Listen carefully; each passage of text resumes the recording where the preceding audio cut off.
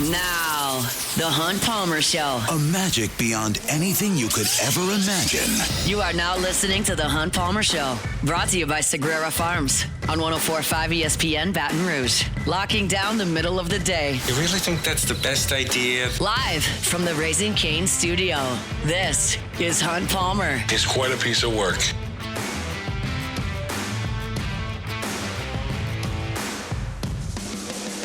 Welcome in. Hunt Palmer coming to you from the Raising Cane studio downtown in the capital city on this Thursday, working towards the weekend. Brought to you by Sagrera Farms, Premium Angus Beef. Got Jordan Kitchens and Cassie Spazzali back there on the ones and twos. Fired up you are here with us. We got a lot to get to. Luke Johnson from Metri at 1:15. He's been at Saints camp the last couple of days, talking to the players, watching the action. Jordan Tyson got it on the action today with a touchdown catch. We'll talk to Luke about that in 15 minutes. Is the Big Ten the best conference in the country? Does it matter? I wrote about it at LouisianaSports.net. I'll talk about it in 30 minutes. A little bit of an update on Logan Schmidt, high school left-hander that is choosing between LSU and junior college. We'll do that at the end of hour number one. Got some sound from Tyler Shuck yesterday, sound from Lane Kiffin at Rotary Club that we'll get to in an hour and 15 minutes and right now. So let's crank it up with our opening drive. It's time for Hunt's Opening Drive. Presented by Fabry Chevrolet GMC in St. Francisville. There are like checkpoints throughout the summer where you feel like you're inching toward where you want to be, which is football season, right? And so for us, it's like, okay, you got the MLB draft. Okay, you got the SC Media Days. Okay, the Saints report. Okay, now it's time for LSU to report. Now there's practice. Then you've got scrimmages. And they're just like checkpoints here and there. You can throw the Hard Knocks debut in there. You can throw preseason games in there. But there are checkpoints, right, throughout the calendar. And for coaches, head coaches, at least in Baton Rouge, kind of the last one, the last stop they've got to make is the Rotary Club.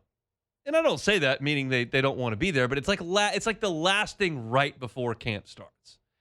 And that's where Lane Kiffin was yesterday at the Baton Rouge Rotary Club. So we've got the sound from that, and I'm going to play some throughout the course of the 2-hour show. But we'll start here with kind of the construction of the team and Lane Kiffin talking about this specific team, because this is not like any other era that we've ever really been in. Usually when a coach gets fired, a new coach comes in, he's got to get quote unquote his guys in, and then you instill the culture, and you probably take your lumps in year one and you hope to turn a corner in year two, and you throw all the expectations in there like in year three. Like that was 15 years ago, right?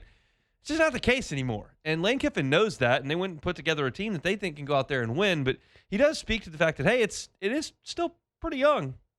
Everyone says, well, here's the portal players that come, and everybody thinks they're one-year players. They're not. So a lot of times, portal players that pay off, okay, maybe even backups initially that are younger, freshman, sophomore players, all right, then in year two end up being starters as these great players that we have that are seniors leave. It's actually a pretty young team. There's not many seniors on the team as you look at it. So as excited as we are for this year, I just want to talk about that, about the building of the future.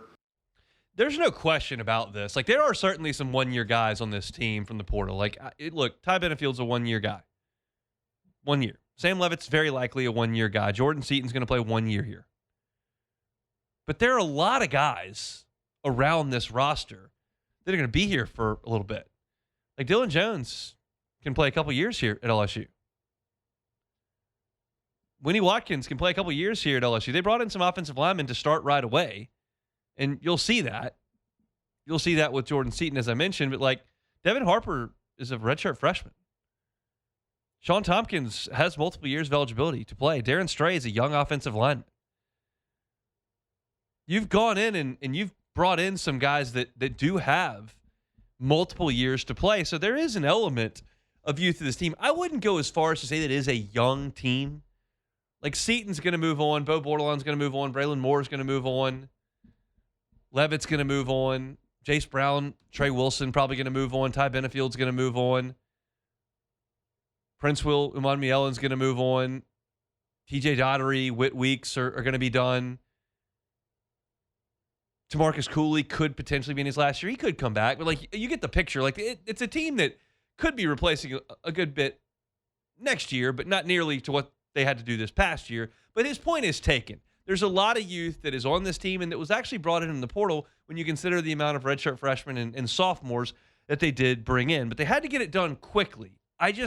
this is the part that I just do not envy at all about college coaching, especially on the football side. In basketball, you got to get 8 guys. You can get 8 guys. That's not that difficult. Football, you got to get 50. Like, that's a lot. And this team had to get put together quickly, and Lane Kiffin talked about that. What we were going to do, coming together with our staff and our style and what we bring and coming together at LSU, would be to sign elite, great high school players from around the country, and then also elite portal players from around the country. We've done that. This was combined number 1 class when they put those together. The point of that is for that to happen already, to put us in a position to win this year with a really talented roster is awesome. But also I want to encourage you, if that can be done in that short a time once we were branded together with LSU, okay, what the future looks like when we have even more time to put together classes to know our own roster too. I think there's absolutely credence in that. Like, this was a fire drill. Now, it was one that was backed by a ton of money, and that helps the fire drill, okay? Having $40 million at your disposal to get it done makes it a lot easier than if you had 14. But it was done very, very quickly, and I think it stands to reason, and this is something that I'm pretty steadfast in throughout the course of this August is what I'll be saying. Like, I'm not putting every Lane Kiffin egg in this basket. I'm not. Like, this is a team that I think can achieve some really good things. They may not. If they don't, if they go 8-4, it doesn't mean Kiffin's a failure. It just means you put together the next team. But this one will have some expectation, and I think that once they get their foundation in place, I think there will be a little bit less turnover year over year, certainly than you had this past year, where you had to build an entire wide receiver core, had to build a significant amount of your defensive front, had to go get a few plug-and-play offensive linemen. You did not have a quarterback on the roster. You had to go handle that. Like, there's a lot to do, and they did it in a short amount of time. And he's continuously, and this is, of course, playing to the rodeo cup a little bit, which is the business people here in Baton Rouge, but he's been steadfast in the fact that Baton Rouge helped with that.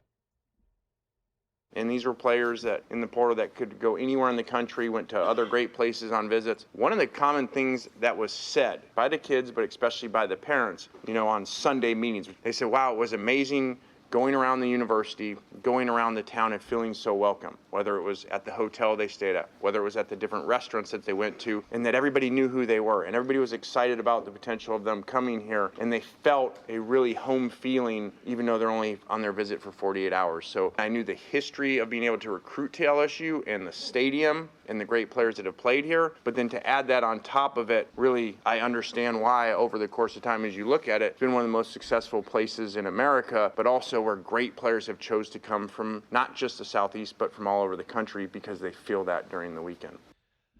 I can't speak to the community feel and the relevance of the football program in Gainesville.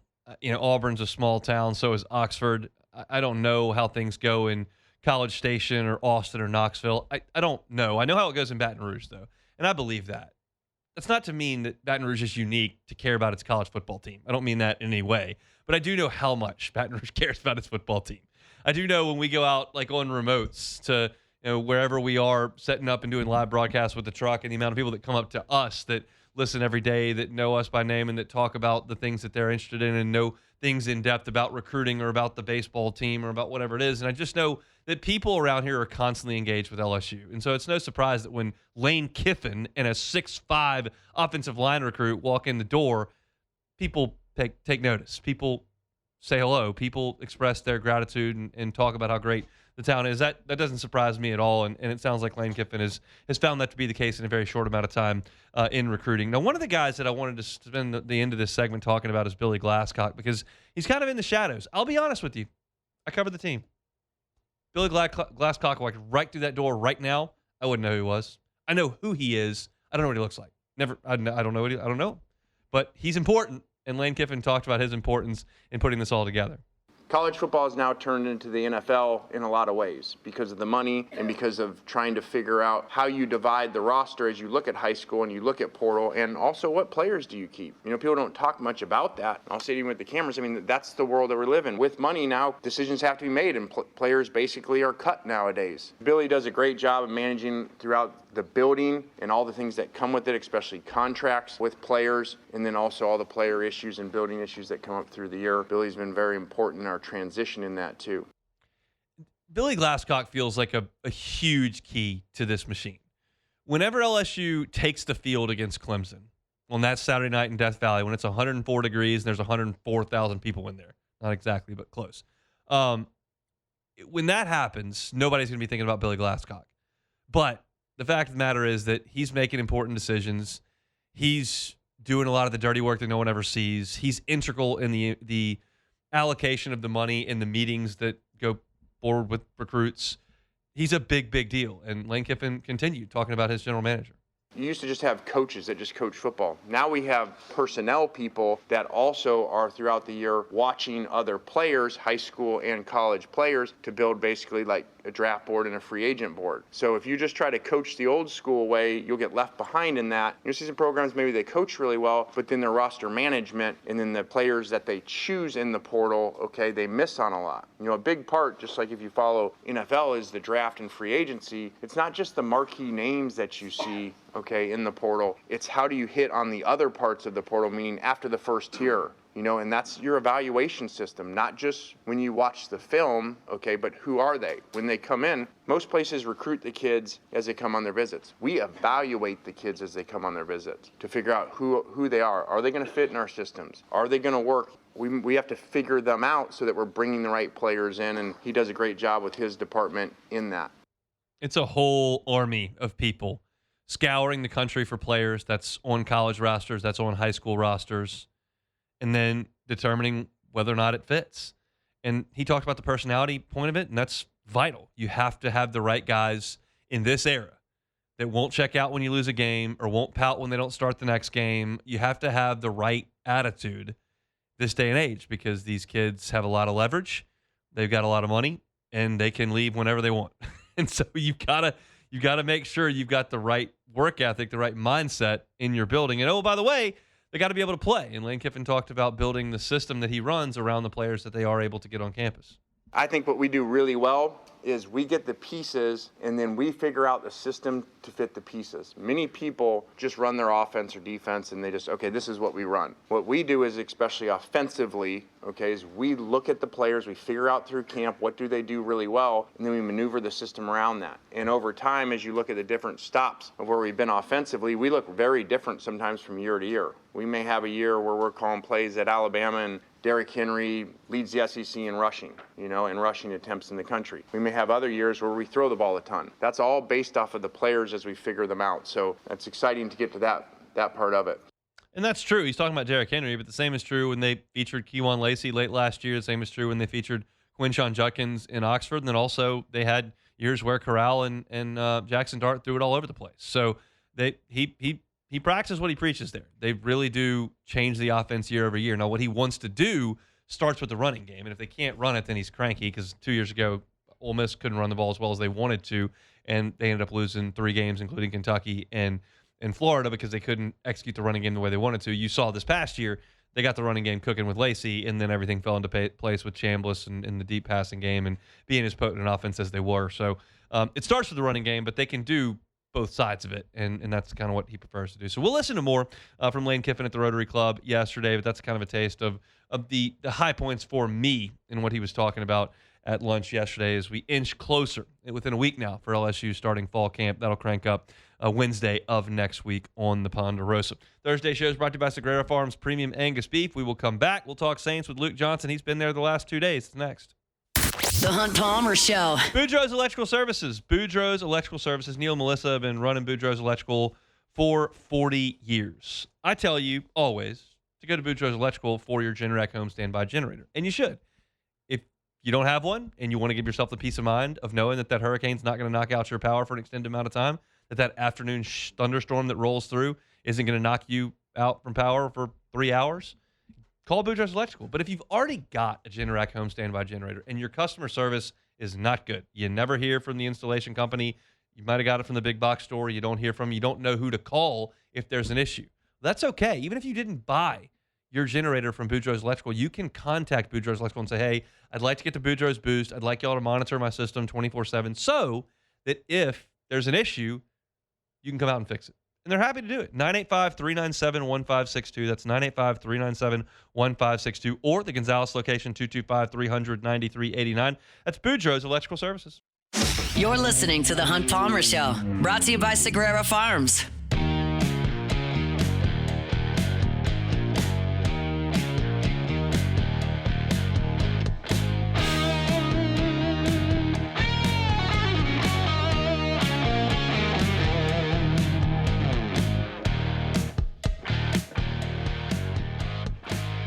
Day 2 of Saints camp down there in Metairie. First open practice. Saw a nice crowd there assembled in the heat to watch the black and gold take the field. Luke Johnson was there, covers the Saints for the AdvocateNola.com. He's with us on Thursdays. Joins us on the Jim's Firearms Hotline. Luke, how are you? I'm doing great. Just watching the tweets come in, see if Tariq Skubal is going to be a Brewer. That's what I'm worried about right now. You're here to talk about the Saints. I'm here to talk about the Milwaukee Brewers with you. I never want to talk about the Milwaukee Brewers ever, under any circumstance, ever. You've put me in a terrible mood buddy. to begin this interview. Keep having me on the show. You're going to keep getting it. Mm-hmm. Lovely. All right, now at least you can talk about the Saints. That I'm in a terrible mood. Let's talk about the good, because we know the bad from yesterday, and I'll get to that in a second. But obviously, saw a highlight of Jordan Tyson getting into the end zone. They don't have pads on or anything, but what did you see from the young rookie yesterday and today? And it sounds like he and Tyler Shuck hooked up for a score. Yeah, I think they're still getting their connection down, which makes complete sense. This is day 2 of them doing any sort of competitive drills, right? At least in the practices that we've gotten to see. So there was a touchdown today, but there was also in another red zone play. It was just a missed timing where they couldn't hook up, and then there was another one right before the touchdown or right after it. It was like a hot route. There's a blitz coming off the edge, and Tyson snapped off his route inside and Shuck threw outside and ended up being an interception, right? So you see stuff like that happen, but then you see the play he makes, and you see the talent and the potential, and what he really does well. I mean, he moves so well in space. It really is like watching a bigger Chris Olave. I just think they're going to find a way to make that really useful in this offense. He's a really special player when he's on the field, and when he gets the connection down, when they work out all these little bumps and bruises along the way, I think there's a chance for it to be really, really good. He looks like a special player when he's going right. Any sort of limitations for him through 2 days? I know how slowly they moved him in over the summer. None I've seen. They've done pretty light practices the first 2 days. Roughly 75 minutes both days. They're just in shorts and shirts. So they've kind of let them go full bore here. They've got an off day coming up on Saturday, so I would almost anticipate we'll see a similar thing tomorrow. And then, as camp ramps up a little bit, they'll maybe kind of back off the accelerator a little bit, let him get his legs underneath him, because he hasn't done a lot of this stuff so far as a pro. But I think generally their goal with these guys, especially with their director of sports science, Ted Rath, is to just be very cautious with injuries, not push guys too hard. So, I do think that at some point here we're going to see him get some time away. But I think this is really important for him now, especially while Chris Olave is sitting out these 7-on-7s and full team stuff. I imagine whenever they go to 1-on-1s, we're not going to see him in that until he gets a contract resolution. I think it's important to have Tyson in there soaking all that up. So by the time Olave is ready to get back in the mix, they're both going full speed. Obviously, Brian Brzee, the news of the day yesterday, just a devastating injury for him and will cost him the season. In the short term, what does that mean for the Saints on the defensive front? Well, right now it means Vernon Broughton is kind of stepping into that starting role. And, I'm not sure every Saints fan is familiar with him because he only played one game in his rookie season before his season ended with a hip injury. He was a third-round pick last year. They were very high on him. But now is really the time when he's got to go in and prove he can do it. So they liked what they saw in the kind of limited action last year in training camp and in his one game. But Brzee, we've talked about him on your show before. He's not a perfect player, right? But I think he was getting better. Even if his sack numbers went down, I think he was a more complete player, and he's going to be a big loss for this team. So Broughton is still, kind of an unknown. We've seen him for one game. And And, they've got to kind of figure out what's going to happen there and really what's going to happen beyond Vern Broughton, because he's not going to be out there playing 100% of the snaps. I'll be curious to see if Christian Miller gets a chance to kind of slide outside and line up kind of head on over the tackle where right now he's kind of working primarily at nose. I'll be just interested to see how this rotation is going to look, because Brzee was going to play the lion's share of snaps out there. And now you got to figure out how to make up for, not only that, but who is going to play Broughton snaps behind him. Tell me if this is a wild idea or just flat wrong, but with the depth they brought in on the defensive edge, could Cam Jordan's role shift inside a little bit at times? Not full time, obviously, but can he help?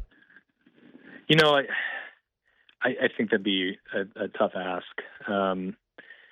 Because there's just I know he spent his entire career as a 4-3 defensive end, but just the difference in what you're asking that player to do in this scheme versus what he was doing in a 4-3 versus what they're asking him to do as a 3-4 rush end.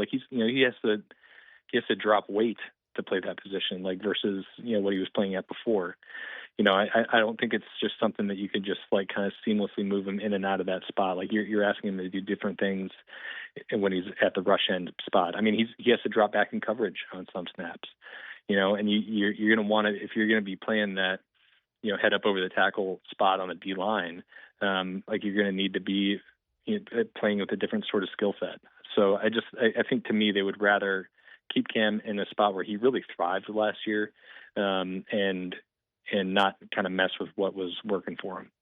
Let's go to the long term now from the short term. Obviously, the Saints picked up Brzee's option as a first-round pick. What does it mean for him not to play this year contractually moving forward? Well, look, it's not good, right? It's a very similar thing to what happened with Sheldon Rankins during his time here. I think it might have been the exact same year. Obviously, it has just happened later in the season. But timing-wise, it's just not good. He would have been eligible to sign an extension next year. Yeah. And he's still eligible to sign an extension next year. It's just that if you're Brian Brzee, you don't do it because you have to show what you can do. That's the hard part, is that he's going to have to play that fifth-year option through. He's not going to go through the Chris Olave thing that he's going through right now, where he's playing on the option this year and he's doing a hold-in thing at training camp to get the contract done. He's going to have to play it out. But it could also be worse, where, not trying to put any bad juju on this, but if Chris Olave goes out there and has a contact injury while he's just doing the individual drills, it's going to be hard for him to recoup that money, because this is a contract year. Brzee will at least be able to play out next year. He'll be making good money next year and show what he can do. He's just going to have to wait on that contract. Anybody do anything of note out there on the field today? Yeah, I think we hit most of it, but I do want to bring up, Chase Young is, look, we've said it every time we've watched him in training camp. He's unreal in training camp. And last year he put it together on the field. But today, they're not in pads. But he's just a force, man.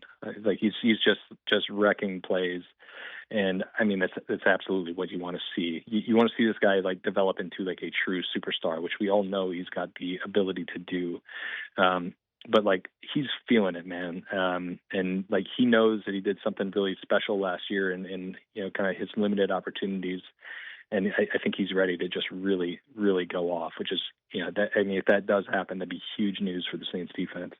You can read about Saints camp all month long over at NOLA.com, Times-Picayune. And Luke's here every single Thursday. We appreciate a little time. Try to stay cool out there, all right? And don't talk about the Brewers ever again. Not happening on either count. See you, Luke. Yeah. Bye. He is Luke Johnson, Brewers fan. They torment my entire summers, all of them. And it's something you can't understand if you're not in my shoes, and something you frankly don't care about, but it makes my summers a lot worse that they win almost every game. Although last night they got beat by 100, so that was good. Shout out Tony Vitello and the Giants. Appreciate that. Even though the Cubs led by 2 in extra innings and gave up 3 in the bottom half and lost. And then I went to sleep in a bad mood because that's how summer usually goes. Let's get off baseball. We'll talk some more football. Is the Big Ten the best conference in the country? Does it matter? I'll tell you next. The Hunt Palmer Show. Just mentioned to Luke to stay cool. It's a little bit tough. I love seeing the Saints beat. They're all out there in their bucket hats. They got the light-fitting gear on. That's what you got to have. You got to stay hydrated, and you got to stay in loose-fitting gear. And that's from our friends over at Auctioner. Look, hydration is important all year round, but it's really important during the summer. And it plays a key role in how your body functions every single day. Proper hydration helps support energy, focus, recovery. If you're under an hour outside, drink a cup of water every 15 minutes, if at all possible. Avoid those peak heat hours if you possibly can. And if you're out longer than an hour, add electrolytes and aim for a 2-to-1 water to sports drink ratio. Look, if you have mental changes, that's a major red flag. If you're feeling a little bit off, shut it down. Don't overdo it this time of year. That's from our friends over at Auctioner. If you're dehydrated and need medical attention, find your nearest Auctioner urgent care at auctioner.org/UC. This is the Hunt Palmer Show, brought to you by Sagrera Farms.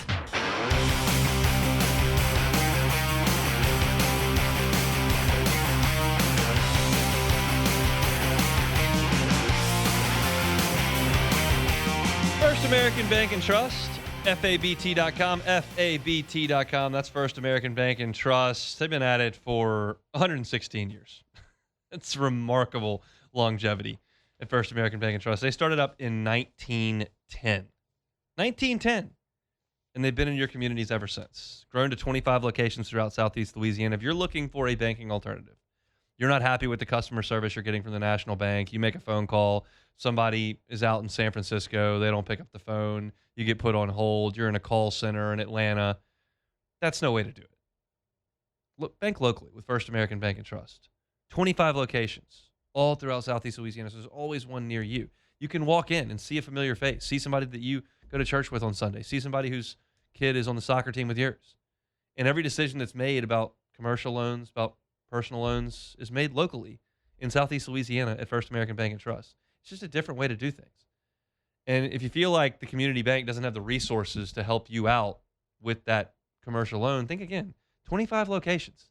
They got resources. It's First American Bank and Trust. They're online at FABT.com. You know, I was watching Big Ten Media Days early this week, and confident group of coaches, and I like that in July. That's fine with me. You get humbled on the scoreboard sometimes, but in July, you want to come out, sell your program, sell your conference. I'm in for it. And Greg Schiano's calling it the best conference in college football, and Fox analysts who, obviously have the Big Ten contract saying it's the best conference in college football, and they've got a claim to the last 3 national titles by 3 different teams. You can't take that away. Michigan, Ohio State, and Indiana have won the last 3 titles. And it begs the question, is the Big Ten the best league in America? And my answer to that is I don't care. I don't care who has, quote-unquote, the best league in America. I had no pride whatsoever in the Southeastern Conference dominating college football 15 years ago. I don't care at all about Tim Tebow's Florida teams winning. I don't want Cam Newton's Auburn team to win. I hate Nick Saban's dynasty. I don't like any of those teams. I have no pride in the Southeastern Conference. You would never catch me chanting SEC at a bowl game. I didn't care if the SEC was the best then. I actually didn't like it because it made things more difficult. And I don't care if the SEC is not as good as the Big Ten now. Now, I'll give you my opinion on the matter, but just as the jumping off point, I don't care. And I think there are probably some of you driving around that feel confidence and feel pride in the SEC being the toughest league. And I'm not telling you you're wrong, but I don't want to participate. I like Miami's route to the playoff. I like Clemson's route to the playoff. Y'all know that about me. I disagree with the morning show guys, and they can flash their national championship rings and all their years of NFL experience, and that would trump me, but it's not going to change the way that I feel about it.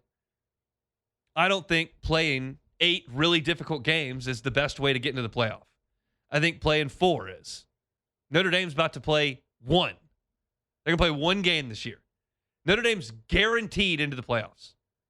All they have to do is stay on the bus because they can get beat by Miami by 30 points. And as long as they beat BYU and SMU, along with their cast of loser opponents like Boston College and Purdue and Michigan State, they're in.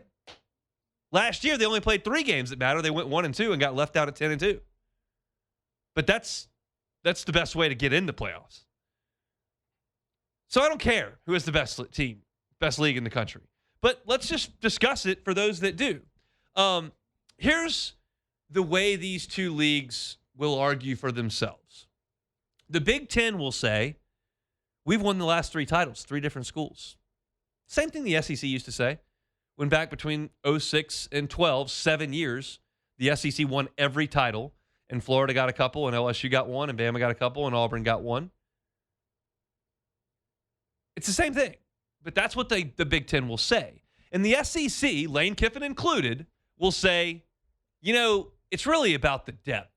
Week in, week out, the grind of the SEC. And the selection committee won't respect that, but that's a big deal. Those are the two arguments. And the detractor will say, hey, Big Ten, how's Purdue? How's Northwestern? What's up with Minnesota? How are the Rutgers Scarlet Knights looking this year? Oh, Penn State fired their coach? They're not any good? What happened to Michigan? They lost 9 games the last 2 years? Where's your depth? Yeah, Ohio State's good. Indiana's had a great little run here. But, what do you pass your first 2 or 3 teams? That would be the detraction. And the Big Ten would look at the SEC and go, okay, well, wait a second. We're winning the championships here. You are getting teams into the playoff, and you're not winning. And that's where the rubber really meets the road on this. Because, yes, over the course of a very small sample size, but it's all we have, over the course of the 12-team playoff, which is 2 years old, the SEC has put 7 teams in the playoff. 7 of its 16 teams have made the playoff. That's a high number. And the Big Ten has only put 4. So the SEC is putting more teams in. But the SEC is 5-8 in the 12-team playoff. 5-8. And oh, by the way, one of those wins against Tulane, and 2 more of them are against each other. Ole Miss beat Georgia, and Alabama beat Oklahoma. So you're 5-8 in the playoff. In the Big Ten, yeah, only 4 teams have gotten in total, 4 programs, but 11-5 with 2 natties. And then the bigger number here is that the Big Ten is 3-0 against the Southeastern Conference in the playoff. That's where it matters. Here's the deal. I believe the SEC's depth, if we forecast the next 5 years, is stronger than the Big Ten's. Because I think Georgia and Ohio State are what and what. And then Texas is probably next, and Indiana's probably next, and that's what and what. Indiana's got the trophy. Texas has got a lot of really good players, and they may be great this year. I'm forecasting 5 years. Remember, I'm not talking about the last 2. That's the top.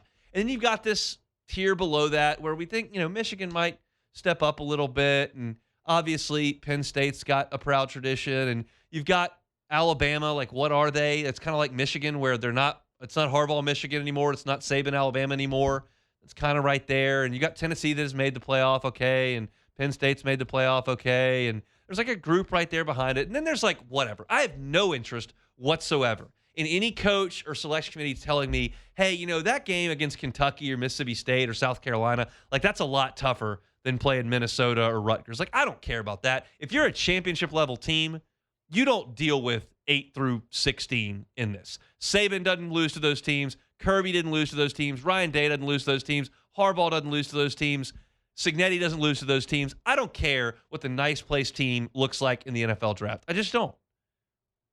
The depth at the top is what's important. The depth at the top. So if you can show me 5, 6 programs at the top of your league that are really good, throw the rest out. I don't have any interest in discussing what Minnesota is doing. I don't care. I don't care what Missouri's doing either. Not relevant. And I realize that Indiana has disproven this dismissal, but if you pop up and do that, then I'll give you the respect I'm giving Indiana right now. But for the most part, that's a Signetti NIL thing, and that's just not something you can just snap your fingers and do. So to me, the top of your top of your league needs to show some depth and needs to win in December and January. And the SEC's problem is that, yeah, I think Kiffin's Ole Miss team 2 years ago, the team that went 9-3, that LSU beat in overtime, that lost to Kentucky and lost to Florida, I think that team was really good. A lot of pros, first-round pick at quarterback, good team. But if you can't handle the crap at the bottom like they couldn't against Kentucky and Florida, I can't give you the benefit of the doubt. And that's kind of what Kiffin's saying. He's saying, like, oh, here's the grind. Like, it's tough. We're good, but the committee's not going to take a 9-3 team and put him over a 10-2 team. And he's kind of talking about that team 2 years ago. I don't have any sympathy for it. You got to win the games. Ohio State never loses those teams. Now, I know they lost to that crappy Michigan team, and that's a whole different kettle of fish. But, like, Ohio State goes 11-1, 12-0 every year. Georgia goes 11-1 every year. That's the standard. And then the teams right below that, which Indiana's vaulted themselves into over the last 2 years, we'll see if they can validate it this year. Maybe they can't. And they'll kind of drift down like Alabama's done. But to me, if you're going to have this discussion and you're telling me that I need to take a bet over the next 10 years, I'd feel pretty good about the SEC. If you're telling me judge it at this very moment in time, I got to go with the Big Ten because of what they've done in the playoffs. They've beaten you 3 times in the playoffs. They've won the 3 national championships in the last 3 years. They passed you in the draft this year. And right now, you've got some teams, some programs that are not reaching their ceiling. Here's the reason I would bet on the SEC moving forward. Auburn's nowhere near its ceiling. Been trash for 5 years. Florida's nowhere near its ceiling. Been trash. The whole Napier era. LSU was 7-6 last year. Not close to its ceiling. And when you look at the teams that are trying to do that, and I haven't mentioned Oregon in this, and I should. Oregon is in that conversation that I mentioned where Bama is, where Texas is. They're very, very relevant, very nationally. The standard bearers in the Big Ten are Ohio State, Indiana, and Oregon. And in the SEC, you're talking about Georgia, Texas, and then probably Alabama. And then you've got this next group that has potential. And there are more SEC teams that are not reaching their potential right now than there are Big Ten teams. Now, look, USC is not right now, and they can. They're not. Michigan's not there right now, even though they won 2 years ago. They've lost 9 games the last 2 years since Harbaugh left. They've had 7 head coaches in 3 years. Penn State just fired their coach. They're not doing the things they need to be doing. And then you can determine whether or not you think Nebraska has it in them to be better, or UCLA has it in them to be better, or Washington has it in them to be better. But I like the group of Auburn, Florida, LSU, Tennessee, A&M better than I do that group. I think there's more upside there, even in this era. But right now, this very present moment, I would have to suggest the Big Ten is a better league than the SEC because of what the top is doing, and that's what matters. I just don't care about the 10th place team in your league and how they're tough any given Saturday. I understand what you're trying to say, but this is a playoff-driven sport and a national championship-driven discussion. And the Big Ten is controlling that right now. And that may irk some of you, and some of you may be like me and don't care at all. But I heard the SEC coaches talk about the grind. I heard the Big Ten coaches talking about how they have the best league. And I just kind of decided to give it some thought and pen a column. So I did at LouisianaSports.net. You can read that at the front page right there for free, right under Ross's news from today at Saints Camp, which is also free if you want to dive into that. I'm not completely convicted in my discussion, in my argument, in my point. I can be swayed one way or another, but it's the way I feel right now without anyone swaying me, just looking at the data. I think the Big Ten's got the claim. I think the SEC could wrestle it back over the next couple of years, and I think that those two conferences are in for some really good battles moving forward, where in a bygone era, it was just, can Ohio State keep up? And if not, well, what SEC team were we giving the crown to? I didn't like that era at all. So a team I hated was winning all the time. All right, we're chugging along here on a Thursday edition of the Hunt Palmer Show, brought to you by Sagrera Farms Premium Angus Beef. We'll take a time out. I'll give you the latest on LSU and Logan Schmidt to close out the hour. That's next. The Hunt Palmer Show. Lifetime Roofing, LifetimeRoofingLA.com, LifetimeRoofingLA.com. Not just roofing at Lifetime Roofing. They also do professional installation of gutters. They also do professional installation of siding. They do professional installation of windows. If the exterior of your home needs a refresher, whether that's the roof, gutters, siding, windows, contact Relief Windows, contact Lifetime Roofing. They can do it all. They got 0% financing for 18 months. You can finance a deductible if you're looking to do it. As of January 1st, they can offer a lifetime workmanship warranty. That's this past January 1st. Been doing it for about 7 months. And look, that's backed by Certainty, one of the oldest and most trusted names in building materials. It's Lifetime Roofing. Find them online at lifetimeroofingla.com. This is the Hunt Palmer Show, brought to you by Sagrera Farms.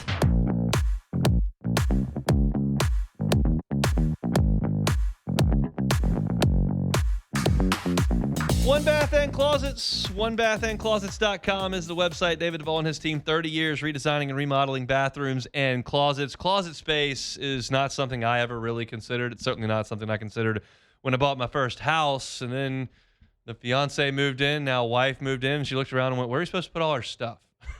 I was like, "Well, we got closets around here. Just figure it out." And we had coats in the hallway. We had stuff up in the attic, had the kids' rooms full of stuff. And it was not good, but we would have called David Duvall at One Bath and Closets. We knew we were moving. Kid number 2 was on the way, so we were gonna move. Didn't want to put the time into that house, so we prioritized closet space in the new house. If you don't want to move, you've locked in an incredible interest rate, you live in a great part of town, and you do need new closet space, call David Duvall at One Bath and Closets. Let him come in and transform your closet. He can customize it to your specifications. You can look at what you have. It starts with a questionnaire: how many shoes you got, how many people are we talking about, how much square footage is there, and then it'll put together a custom solution for you that not only will work for you functionally, but it'll be aesthetically pleasing as well. His work is gorgeous. Go to OneBathAndClosets.com. You can check out the pictures of their fantastic work. He will do it right the first time and leave the competition behind. It's One Bath and Closets. They're online at OneBathAndClosets.com. All right, so on Monday, the deadline passed for Logan Schmidt to sign with the Cleveland Guardians. We kept you updated on that story over the weekend at LouisianaSports.net and discussed it again on Monday and Tuesday here on the show. And we told you once that deadline passed at 4 o'clock on Monday that there was no more deadline in the near future. You got to enroll in school at some point, but you don't have to have a hard and fast deadline. Logan Schmidt has signed with LSU. His spot at LSU is available. If he wants to come to LSU, he can come and enroll at LSU before school starts in the middle of August. If he wants to go to junior college, I'm confident they'll make those accommodations as well. So you're not really up against it today. In 3 weeks, you're up against it. But right now, you're not. So what's the latest on Logan Schmidt? From what I'm told, LSU has put its best foot forward. LSU has spoken to Logan Schmidt, has once again laid out its case. And this is not a situation where LSU is negotiating. The pitch has been made.